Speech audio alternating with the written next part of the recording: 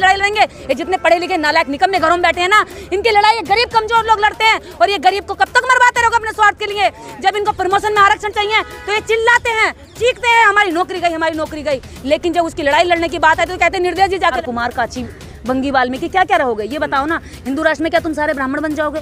अगर हिंदू राष्ट्र में हम सबको ब्राह्मण बना दिया जाए, जो एक ऊंचा स्थान है, सम्मान वाला स्थान है, जो कितना भी शराब पी के नाली में क्यों ना पड़ा फिर भी उसे लोग कहेंगे पंडित जी।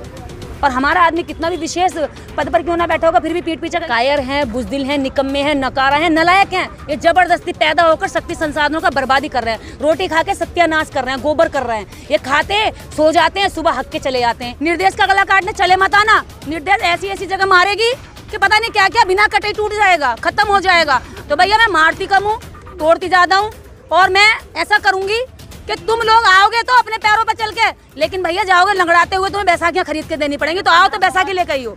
वही चिल्लाता है तो तुम लग रहा है एक साथ जब जिस दिन ये संविधान बदलने की बात कर रहे हैं ना, जिस दिन ये अपने एजेंडा पूरी तरीके से लागू करेंगे उसी दिन निकल कर आएंगे सारे मुर्दे। आरक्षण का फायदा लेकर जो 131 MP हैं, MLA हैं, और जो आरक्षित MP, MLA और आरक्षित सीटों पर जाकर के अधिकारी कर्मचारी बने हैं, जिन्होंने धन इकट्ठा कर लिया है, जिनके घरों में अच्छी अच्छी बिल्डिंगें बनी। भीड़ थी, क्या आंदोलन था, किस लिए किया गया ये? देखिए ये आंदोलन महिलाओं ने आज नहीं 7 फरवरी 2023 को इसकी नींव रखी थी।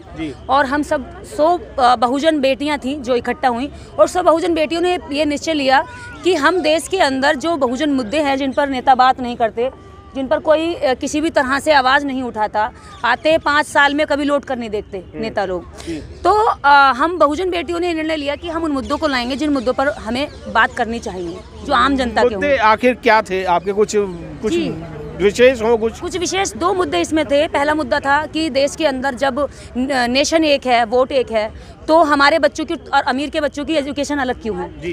अमीर का बच्चा अलग पढ़ता है, गरीब का बच्चा अलग पढ़ता है। अगर सरकारें चाहें तो सबको समान एजुकेशन दे सकती है, लेकिन सरकार की साजिश है कि गरीब को गरीब रखा जाए, अमीर का बच्चा हमेशा अमीर बना रहे और गरीब उसकी हमेशा गुलामी करता रहे। तो ये गुलामी हमें बर्दाश्त नहीं है। इस देश के अंदर हम जागरूक हो रहे हैं। हमारे जब तक हकों को आप छीनते रहे, जब तक हम नहीं जानते थे, लेकिन आज हम जाग रहे हैं, हम जान रहे हैं, और हम लड़ने के लिए भी तैयार हैं।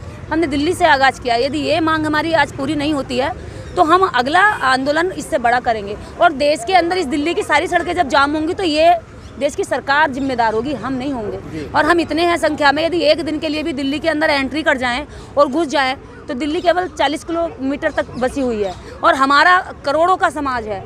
तो ये सैलाब इस दिल्ली की सड़कों पर जिस दिन घूम गया उस दिन सरकार को बात माननी पड़ेगी। विशेष सरकार तो जब बात मानेगी ना, जब आप एक होंगे। अभी तो आप एक ही नहीं है। 85% अपने आप को कहते हैं, और लगभग जनसंख्या में लगाया जाए तो 100 करोड़ के आसपास बहुजन समाज के लोग हैं, SC ST और OBC जो तो पर फिर भी आप लोग एक नहीं हो रहे, इसीलिए तो आपकी बातें नहीं मानी जा रही और इसीलिए महिलाओं पे शोषण भी हो रहा है। देखिए जो लोग हिंदू राष्ट्र बनाने की बात कर रहे हैं ना, वो हिंदू राष्ट्र नहीं बना रहे, अपने बच्चों के लिए शमशान बना रहे हैं। जीते जागते उनके हक छीन रहे हैं, उनको जान से जो जीवन जिया जाएगा स्वाभिमान और सम्मान से उसको बर्बाद कर रहे हैं। हिंदू राष्ट्र में आपका बच्चा उसी जगह मिड डे मील खाएगा, भिखारी की तरह ऐसे हाथ फैलाएगा दे दो, और उनका बच्चा विदेश में पढ़ेगा, वो अच्छी एजुकेशन लेगा, वो क्वालिटी एजुकेशन लेगा। और आपका बच्चा क्या करेगा? वो बचपन में ही जब बच्चे के हाथ में भीख दे देते हैं, खाना दे देते हैं, तो बच्चे का माइंड पूरा जो खाने पे लगता है, कंसंट्रेट पढ़ाई पर नहीं होता।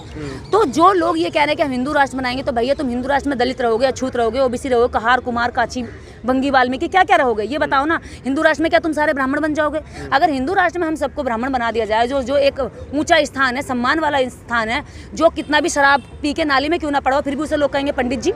और हमारा आदमी कितना भी विशेष पद पर क्यों ना बैठा होगा फिर भी पीठ पीछे कहेंगे अरे कहाँ से आया तो वही है, उस बच्चे से आया। पर अब वो हिंदू धर्म को छोड़ के सनातनी धर्म ले आए। अब वो तो ले आएंगे ना। हम जैसे लोगों ने इनकी हिंदू धर्म की बखिया उखेड़ दी, हिंदू धर्म की पूंछ पकड़ ली, जैसे पूंछ पकड़ के थोड़ी सी हिलाई तो उसमें कुछ नहीं निकला, रहता निकला, गिर गए नीचे। तो ये वो ढोंगी लोग हैं जो हर जगह पे चुनाव के समय पर जुमले लाते हैं और जुमले ला करके किसी भी तरह से इस देश की जनता के ऊपर थोपने की कोशिश करते हैं। जनता जब नहीं मानती है तो कुछ और ले आते हैं। ये वो बंदर है, एक डाल पकड़ी, 2 डाल पकड़ी, एक डाल में काम नहीं बनता, दूसरी डाल पर चले जाते हैं। पर आपकी महिलाएं जो हैं वो सबसे ज्यादा हिंदू धर्म को ही मानती हैं। हाँ। उनको कैसे अलग करोगे आप? देखिए करा नहीं है, ये सारी महिलाएं जितनी यहाँ आकर के बैठी हैं ये हिंदू धर्म में आकर चंद महिलाएं, ये तो चंद महिलाएं। अगर हम 50% की भी बात करें तो 50 करोड़ से भी ज्यादा महिलाएं हैं बहुजन समाज में, जो कि हिंदू धर्म से ही प्रेरित है। देश में मुर्दों की लड़ाई कुछ जिंदा लोग लड़ते हैं, सारे अगर जिंदा हो जाएंगे तो फिर इस देश में कौन क्या आतंक मच जाएगा फिर देश में। जितने मनुवाद है उसकी तो कब्र खोद के एक दिन में गाड़ देंगे, उसको खत्म कर देंगे। तो देश के अंदर कुछ जिंदा लोग शुरुआत करते हैं, बाद में धीरे धीरे लोग जिंदा होने लगते हैं। शुरुआतें हो रही हैं, अच्छी शुरुआतें हो रही हैं। हमें तो इस बात की खुशी है कि इतने बड़े मंच का आयोजन महिलाओं ने कर दिया।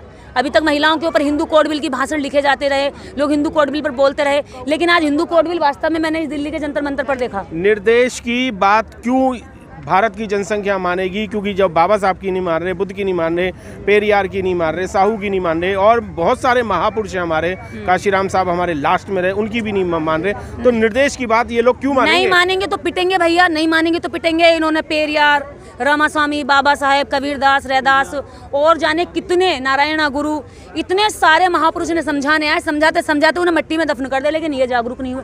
हो सके अगर ये नहीं जागे तो निर्देश भी मिट्टी में दफन हो जाएगी।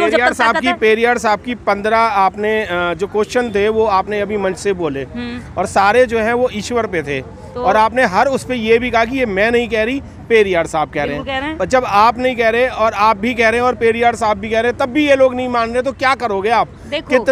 कितना शोषण आप भी तो झेल रहे हो, क्योंकि ये शोषण आपका भी तो है कि आप लोगों को जगाने की कोशिश कर रहे हैं, पर वो जाग नहीं रहे हैं। जो नहीं जाग रहे हैं ना, ये कायर हैं, बुजदिल हैं, निकम्मे हैं, नकारा हैं, नलायक हैं। ये जबरदस्ती पैदा होकर शक्ति संसाधनों का बर्बादी कर रहे हैं, रोटी खा के सत्यानाश कर रहे हैं, गोबर कर रहे हैं। ये खाते सो जाते हैं, सुबह हक के चले जाते हैं। अरे नलायकों, कब तक सोते रहोगे? तुम्हारी बहन बेटों की आबरू लूटी जाती है दिन दहाड़े, उनको जिंदा मांस समझ करके उन्हें लूट पड़ते हैं, उन पर टूट पड़ते हैं वो लोग तुम्हारी बहनों के ऊपर, और तुम पड़े पड़े कह रहे हो जी हम हिंदू राष्ट्र बनाएंगे। अरे इस हिंदू राष्ट्र में तुम्हें ना लात मार मार के तुम्हारी अकल ठिकाने लगा दी जाएगी। मैं तो धन्यवाद देती हूँ प्रेजेंट गवर्नमेंट को कि तुम्हें लतिया के सुधार दिया। और कुछ लोगों ने सही कहा कि तुम लात नहीं खाते जब तक सुधरते नहीं। जिस पे लात खाती है मैं मर गया चिल्लाने शुरू कर देता है, तो जिस पे पड़ती है वही चिल्लाता है, जिस पे पड़ती है वही चिल्लाता है। तो तुम लग रहा है एक साथ जब जिस दिन ये संविधान बदलने की बात कर रहे हैं ना, जिस दिन ये अपने एजेंडा पूरी तरीके से लागू करेंगे, उसी दिन निकल कर आएंगे सारे मुर्दे। ये सारे मुर्दों में तभी फड़फड़ाहट पड़ेगी, क्योंकि यहाँ से जागने वाले नहीं। संविधान बदल गया या हिंदू राष्ट्र बन गया, उसके बाद इनकी पिटाई होगी जबरदस्त, होगी आप कह रहे हैं।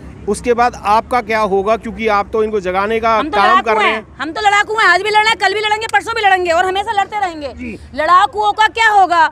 हम तो आज भी नंगा क्या नहाएगा क्या नचोड़ेगा। हम तो सड़कों पर लड़ रहे हैं, कल भी सड़कों पे, आज भी सड़कों पे। हम तो सड़कों पे, महलों में है नहीं कि हमारे महलों पर छापा पड़ जाएगा, ईडी का छापा पड़ जाएगा, सीबीआई का छापा पड़ जाएगा। तो हमें इस बात का खतरा ही नहीं है।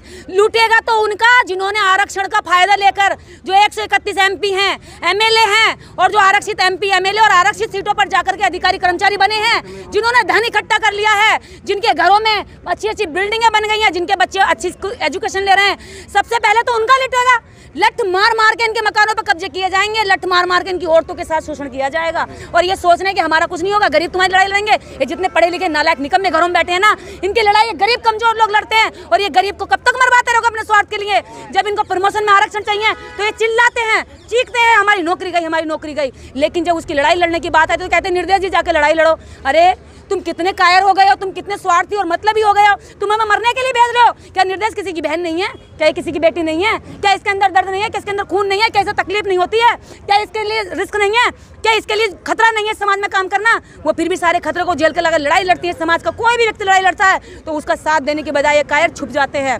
पूजा के नाम पे, जागरण के नाम पे, हवन के नाम पे जितने अधिकारी माता के दरबार में माथा टेक रहे हैं ना, तुम्हारे ये माथों को ना ये फोड़ फोड़ के तुम्हारा मकान और जमीन और तुम्हारी दौलत सब छीन के ले जाएंगे। सोते रहो तुम। निर्देश पे आज एक ऐलान भी यहाँ पर हुआ था कि निर्देश जैसी महिलाओं का सर काट देना चाहिए, 10 करोड़ रुपए मिलेंगे। देखिए ये सीधा सीधा अपराध करने की बात है भाई। देखो निर्देश का गला काटने चले मत आना। निर्देश ऐसी ऐसी जगह मारेगी कि पता नहीं क्या क्या बिना कटे टूट जाएगा, खत्म हो जाएगा।